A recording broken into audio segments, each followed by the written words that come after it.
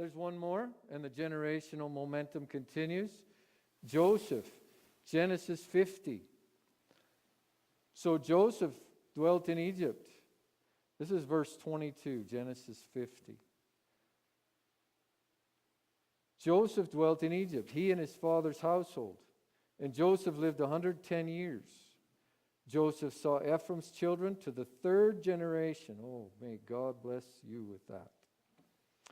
The children of Machir, I don't know if that's right, the son of Manasseh, were also brought up on Joseph's knees. Grandpa, you got that? Are your kids on your knees? That's an important place. Joseph said to his brothers, I am dying, but God will surely visit you and bring you out of this land to the land of which he swore to Abraham, to Isaac, and to Jacob. And Joseph took an oath from the children of Israel, saying, God will surely visit you, and you shall carry up my bones from here. And so Joseph died, being 110. And they embalmed him, and he was put in a coffin in Egypt. If you fast forward, Moses, in leaving Egypt, Exodus chapter 13 and verse 19. Just go forward there. So when they were leaving Egypt after the Passover and they were on their way to the promised land, Moses took the bones of Joseph with him, and he had placed the children of Israel under a solemn oath, saying, God will surely visit you, and you shall carry up my bones from here with you. How did anyone possibly remember that? Let me just show you the challenge that Moses would have had to have remembered that. This is what he had.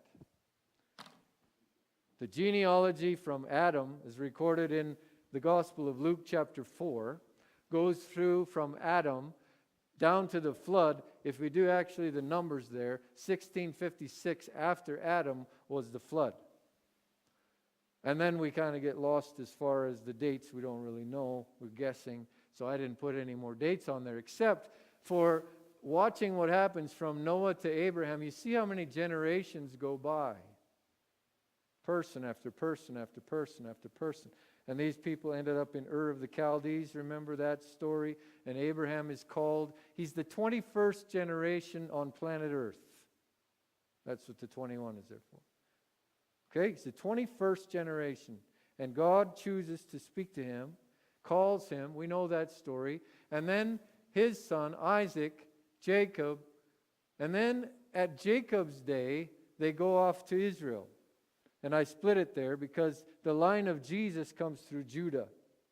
And so the line of Jesus, it just stays from Isaac, Jacob. It goes all the way through Jesus.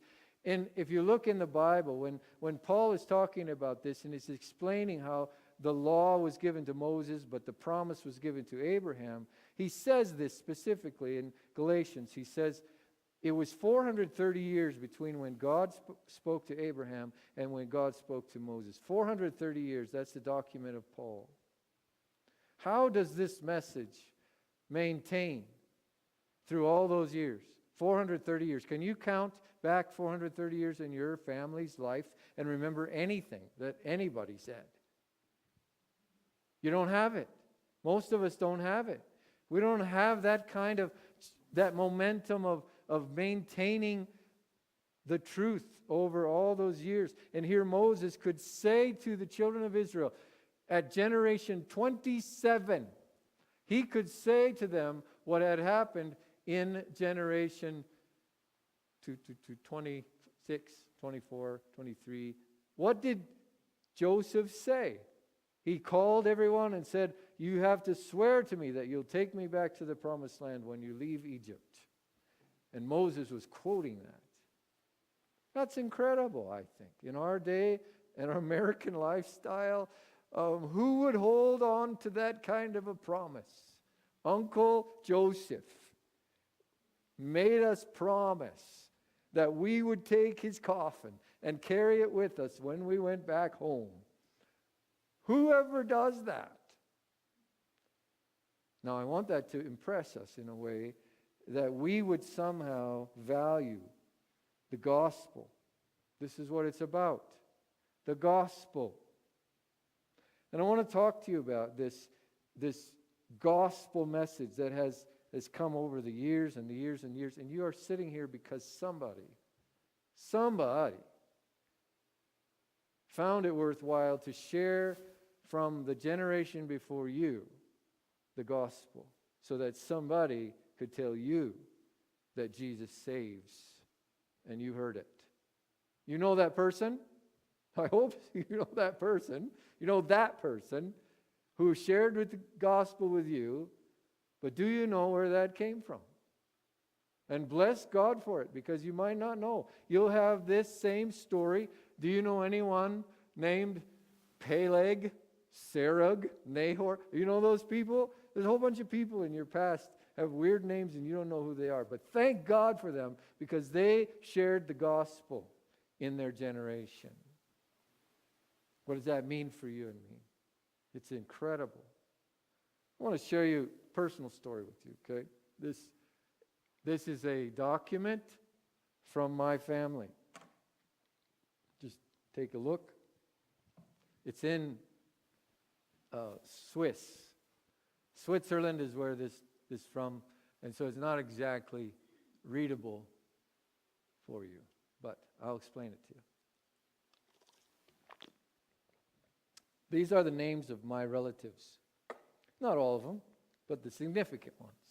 I have an Isaac in my family back in 1653, and his document of baptism is that what you see. Okay? Just to help you out so that you're not totally lost. That's why this thing works. Right there is a 1653.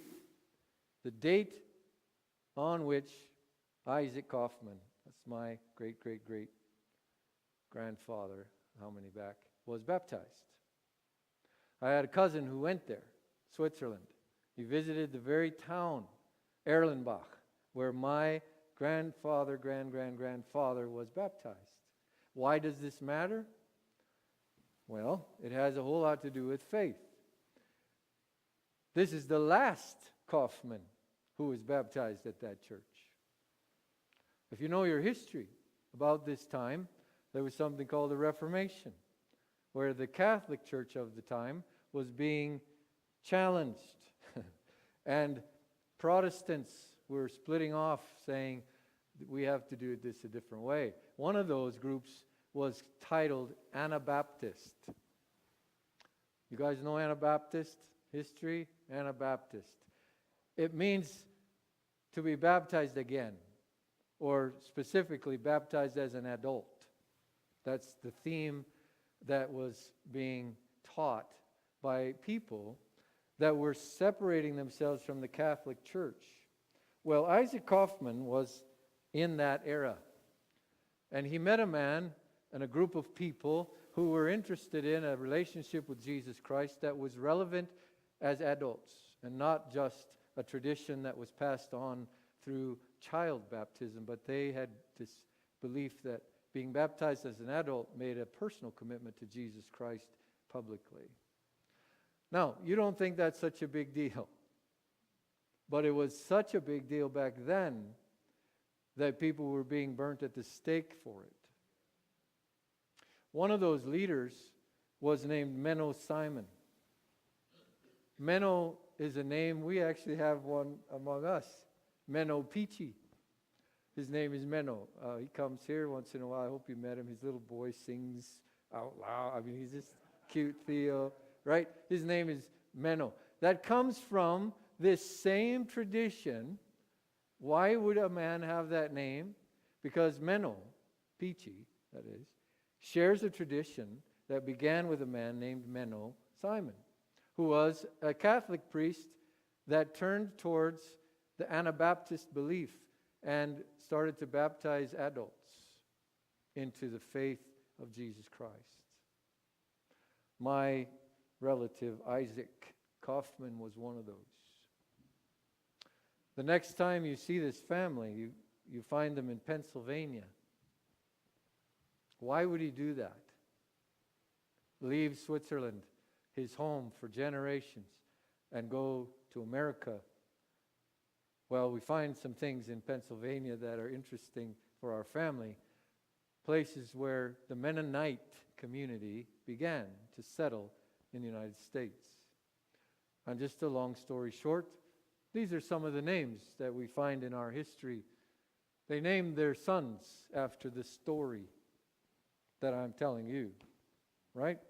They named their sons the same names of the story of Abraham, and looking for this answer, where's Jesus in this?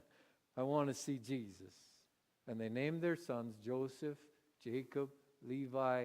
Now, I don't know how I got that name. It doesn't fit the same pattern, whatever. But I got the heritage. My uncle Levi Kaufman was my mother's father. Okay, that's my grandpa, Levi. Lived in Glendive, Montana. His journey was from Michigan, where he was ordained as a minister, and he planted churches and farmed farms all the way out to eastern Montana, where he did plant a church in Glendive, Montana, called the Little White Chapel. There is a place where my aunt is going to be buried called Red Top Mennonite Church. Still functional, still a Mennonite community.